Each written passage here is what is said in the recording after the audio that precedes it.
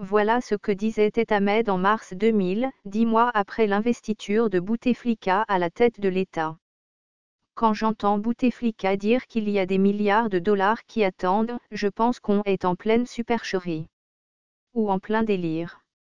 On peut trouver des économistes géniaux qui peuvent élaborer les meilleurs plans de développement, cela n'y changera absolument rien.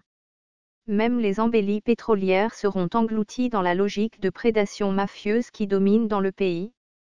Car ni l'argent, ni même ces milliards dont ils ne cessent de parler, ni les meilleurs projets ne permettent le développement économique et social quand le règne du droit est absent. Aucun programme, qu'il soit libéral ou non, de droite ou de gauche, ne peut être valable dans un système de non-droit. Et nous sommes dans un système de non-droit.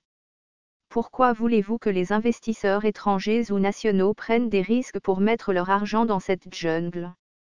Et c'est là, le rapport avec la justice. Le droit, ce n'est pas de la philosophie abstraite, c'est du concret. Et la crise économique dans laquelle sombre notre société, l'absence de relance économique s'explique aisément par cette situation.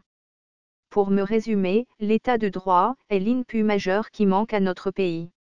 Or, le grand problème est que ce système dont la faillite est lisible à ciel ouvert, dont la faillite est reconnue par son représentant officiel lorsqu'il affirme que l'État est pourri, ce système demeure réfractaire à la mise en place d'un État de droit.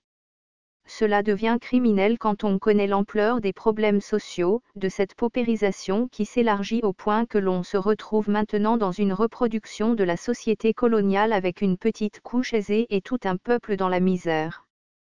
C'est grave, ce régime est non seulement incapable de résoudre les problèmes des Algériens, mais il empêche également les Algériens de les résoudre par eux-mêmes. Libre Algérie 13 au 28 mars 2000.